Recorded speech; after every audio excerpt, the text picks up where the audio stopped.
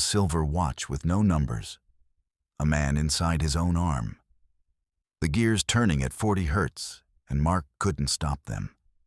13 hours earlier, the fog had been thicker than usual. His boot sank into the charcoal gravel between two railroad ties. The Red Wing work boot, size 11, broken in over 8 seasons of walking the Norfolk Southern line, caught the soft ballast and held. For a moment, then it gave. Mark stumbled, his gloved hand catching the rusted steel rail to steady himself, and the impact sent a puff of orange iron dust billowing upward like breath into the Ohio night. Mile marker 42. Heavy fog. 02:14 a.m. The kind of night that made time feel impossible to track. His maglite beam cut through the white wall of mist, sharp and urgent.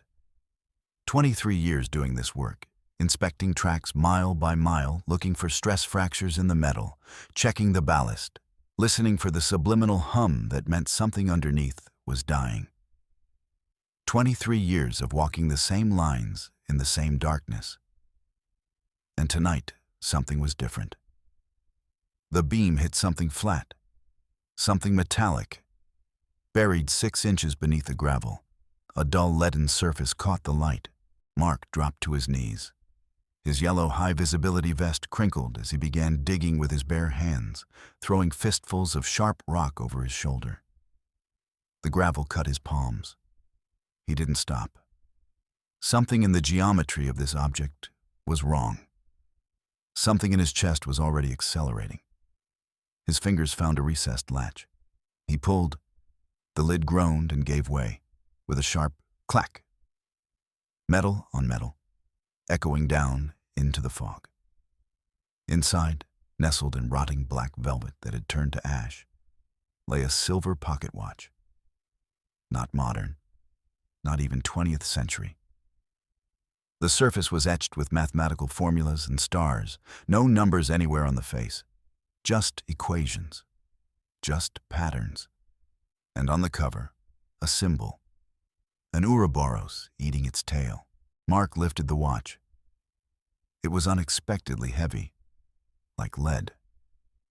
His fingers trembled as they closed over it. Cold metal, impossibly cold. He pressed the crown. The watch didn't tick. It hummed, a low-frequency vibration that made the skin on his palm itch. The hands on the face weren't moving forward. They were vibrating in place, trembling like something alive trying to escape its case. Through the crystal, Mark could see the gears, tiny, intricate, spinning at speeds that made them blur into silver light. He turned the winding knob. Click, click, click. Suddenly, the fog stopped moving. A drop of condensation hanging from a nearby leaf froze in midair. Mark's watch hands whipped backward in a silver blur. The world was still. Completely still. The crickets had stopped. Even the distant hum of the power lines had vanished. The silence was so complete, it had weight. Then motion crashed back in like a wave. Mark was standing 3 feet back from where he'd been. His knees were clean. He hadn't dug yet. The lead box was buried again, the gravel smooth and undisturbed. But the watch was still in his hand. A sudden, violent nosebleed erupted from his left nostril. Thick, dark blood spattered onto the crystal. He wiped it with his thumb, watching the drops smear across the glass, and then, impossible, they began to glow. A faint, bioluminescent blue tint spreading through the blood like ink in water. He stared at his own hand. The blue glow faded slowly as it dried, but the stain remained. His radio crackled. A voice broke through the static, distorted, underwater, barely recognizable as human speech. Elias, his supervisor. Mark, copy. Stay off. Track. Mark grabbed the radio on his shoulder, his thumb pressing the PTT button so hard the plastic cracked. He looked down the line. A train light appeared in the fog. But it wasn't yellow. Violet. The color didn't belong to any engine he'd ever seen. The rails began to hum, a vibration that caused the gravel to dance, individual stones bouncing an inch off the ballast. The light grew brighter, closer. The humming became a roar. The train emerged from the fog like something from another world entirely, not a freighter. The cars were windowless, matte black, covered in the same Ouroboros symbol from the box, repeated 1,000 times across the metal. The air displacement nearly knocked Mark off his feet, pressure slamming into his chest hard enough to steal his breath. He staggered backward, his hair whipped straight back. Sparks flew from the wheels, bright purple. The roar sounded like screaming voices.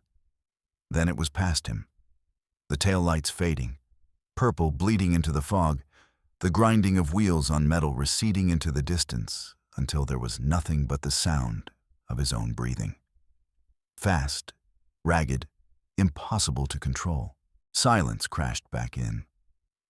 From behind him, footsteps in the gravel, a figure emerging from the fog. The man was wearing a tattered rail worker's jacket, but his face was completely obscured by a gas mask, old, rubber, industrial, with glowing glass lenses that pulsed like warning lights. The mask was moving slightly. The figure inside was breathing through a respirator, heavy, labored. The sound filled the silence like a wounded animal. The stranger's right hand held an iron coupling pin. Mark saw it too late. The lunging motion was already committed. The coupling pin swung in an arc toward his head. Mark ducked. The iron whistled inches above his ear, clipping his hard hat and sending it spinning into the dark. The impact was close enough that he felt the air displacement, a sharp whoosh followed by the clack of plastic hitting gravel somewhere behind him.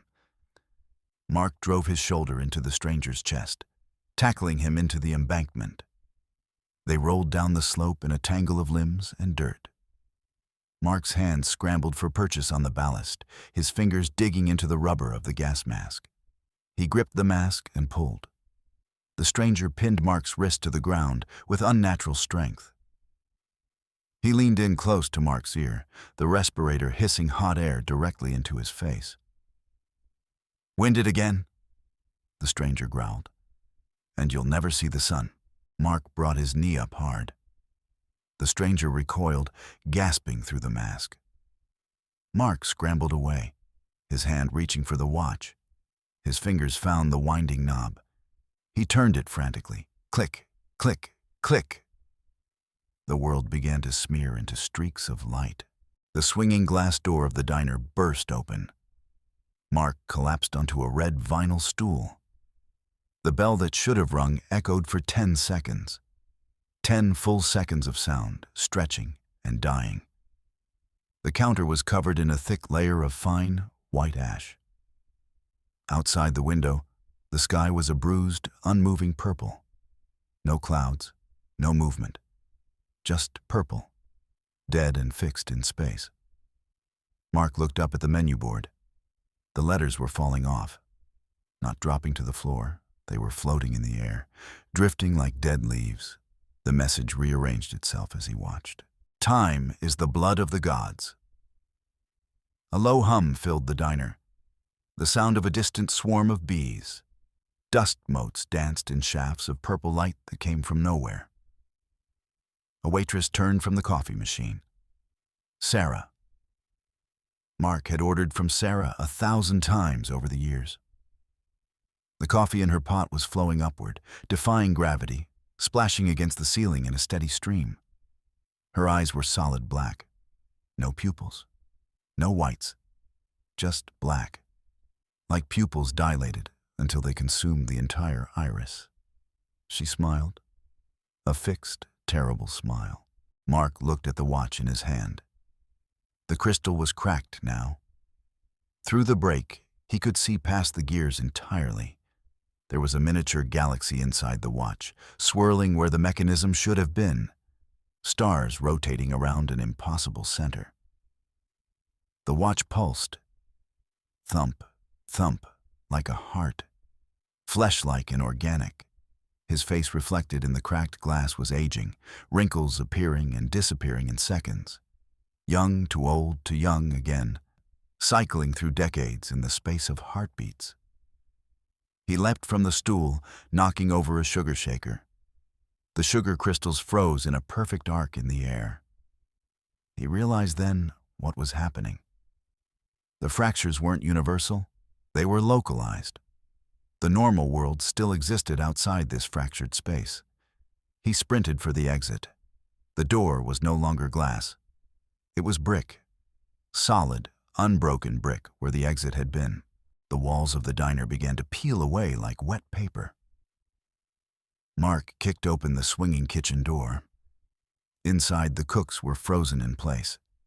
Their bodies had turned translucent, like glass. He pushed past them, his hand passing through one cook's shoulder like cold smoke.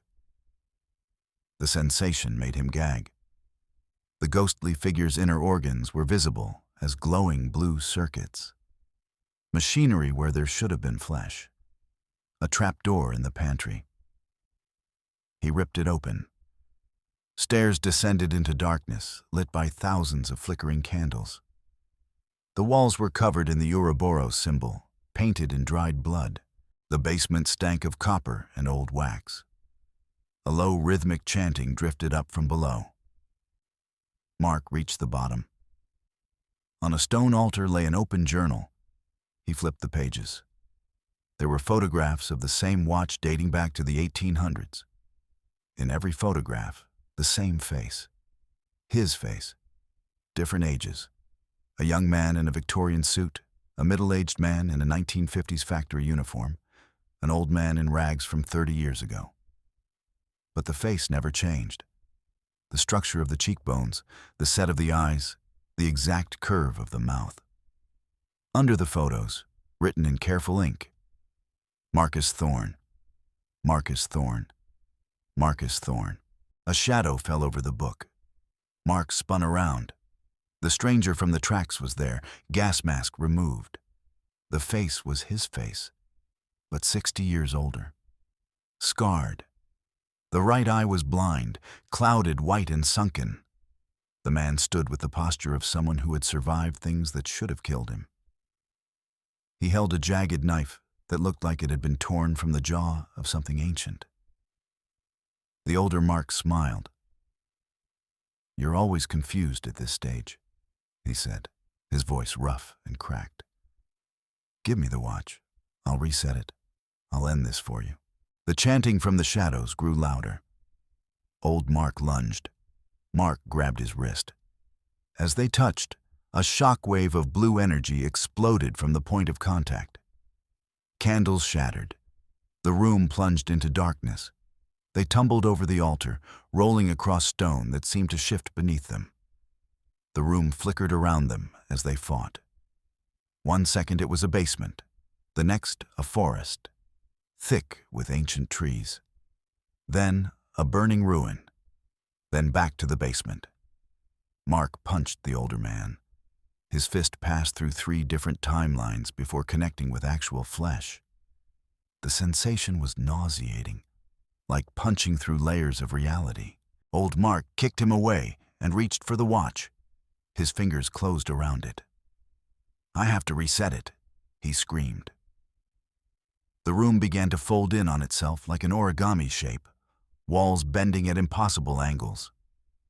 Mark grabbed a heavy stone fragment from the broken altar and slammed it into the older man's temple. The skull cracked like a dropped egg. Old Mark collapsed. Tears were floating upward from his face, hanging in the air like transparent beads.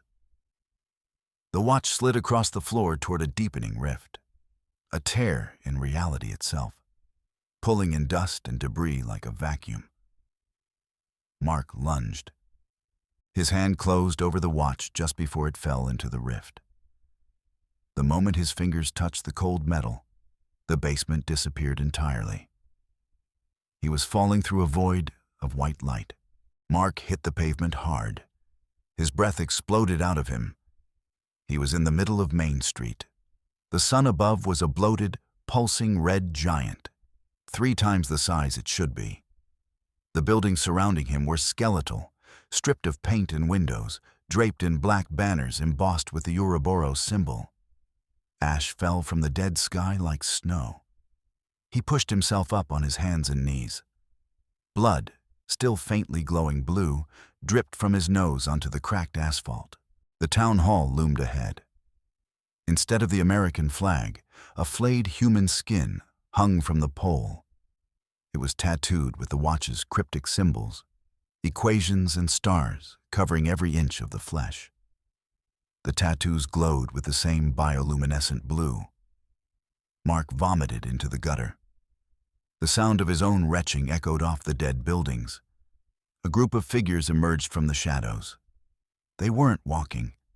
They were gliding an inch above the ground, moving with a predatory, unnatural grace. Red robes hung from their bodies. They carried silver scythes. And their faces were sewn shut. Wire stitches pulled the skin tight across where eyes and mouth should have been. The figures stopped, forming a semicircle around Mark. He stumbled backward, then ran, toward the clock tower at the center of the square. One of the red-robed cultists swung a scythe. Mark ducked, and the blade shattered a brick corner, sending ancient stone tumbling into the street. He grabbed a piece of rebar from a rubble pile and drove it through the cultist's chest. Black ichor, thick and viscous, leaked from the wound.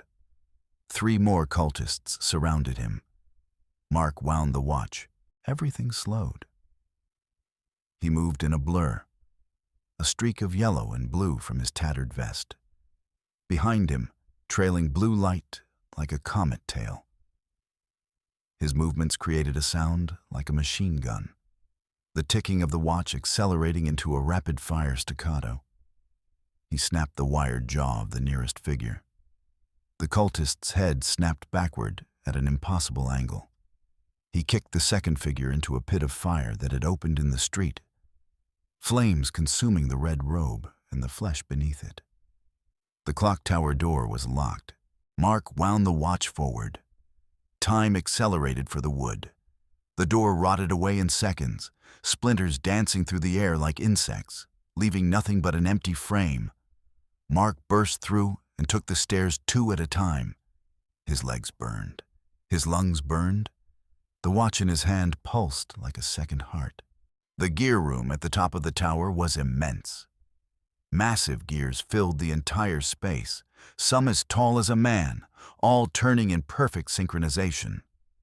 The sound was hypnotic, a rhythmic grinding that seemed to contain the heartbeat of the world itself. In the center of the room was a slot. The shape matched the watch perfectly. Mark realized then what he was holding. Not a tool to stop the madness. The key to finalizing it. A holographic screen flickered to life. Blue light cast across his face. A countdown timer appeared in the air. 0.03, 0.02, 0.01. The figure on the screen was Mark. But Mark is a digital ghost. Pixels and light arranged into the shape of his own face. Insert it, the ghost commanded. End the suffering of linear existence. Make us eternal. Mark held the watch inches from the slot. His hand was shaking so badly he could barely hold it steady. He looked out the clock face window. The reality outside was dissolving into a white void. People were being erased, pulled into nothingness like dust in a vacuum. Buildings flickered between existence and non-existence. The sky was tearing apart, and he could see his own legs beginning to turn translucent. The solid flesh becoming translucent, his bones visible through fading skin. The watch was inches from the slot. He was the hero and the villain in the same moment. Instead of inserting it, Mark placed the watch on the floor. He raised the heavy rebar he'd carried from the square. The metal was slick with black ichor. He raised it above his head. He slammed it down onto the watch. The watch didn't break. It bled. Blue light flooded the floor. A scream filled the air. Not human, not mechanical. something in between, a sound that seemed to contain the dying of 1,000 worlds. He hit it again and again. The watch shattered into 1,000 pieces. Each fragment reflected a different version of his life.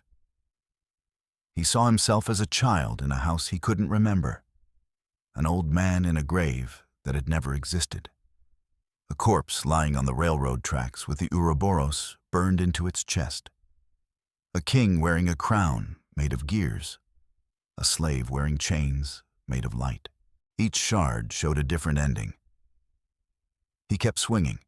A blinding flash of gold light filled the gear room. The gears began to slow. The timer stopped. The holographic screen flickered and died. The entire tower trembled, not from an earthquake, but from reality itself convulsing. Everything went white. Mark's boot sank into the gravel. He stumbled.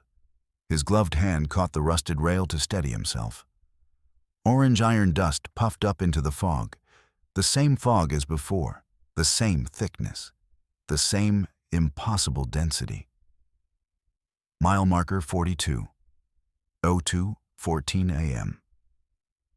He looked down.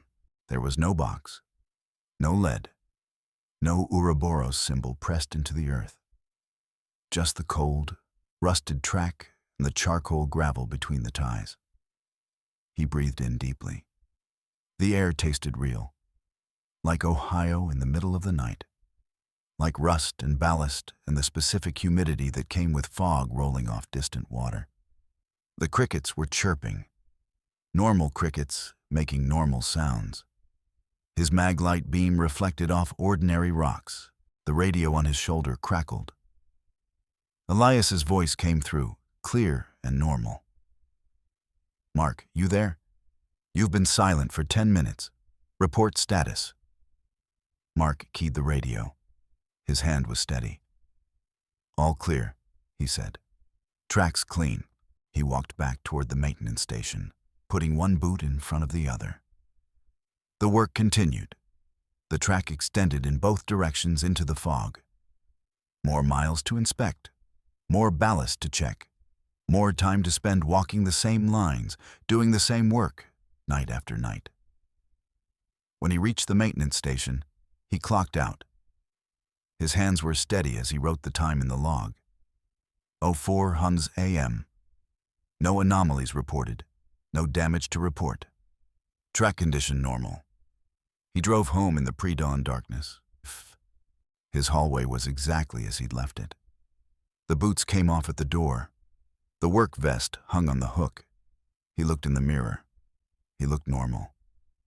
Then he looked at his wrist. There was no watch there. Not the silver antique from the box, but the Ouroboros symbol was burned into his skin. A black brand that looked like it had been seared into the flesh with a branding iron. The serpent eating its tail. A perfect circle of burned skin. And inside the circle, the skin was transparent. Perfectly, impossibly transparent. He could see gears turning inside his own arm. Tiny, intricate gears rotating at speeds that should have been impossible. They were turning inside his bones, inside his muscles, embedded in the very fabric of his body. His eyes widened in the mirror's reflection. A faint, rhythmic sound came from his own arm. A sound like time itself. Tick, tick, tick.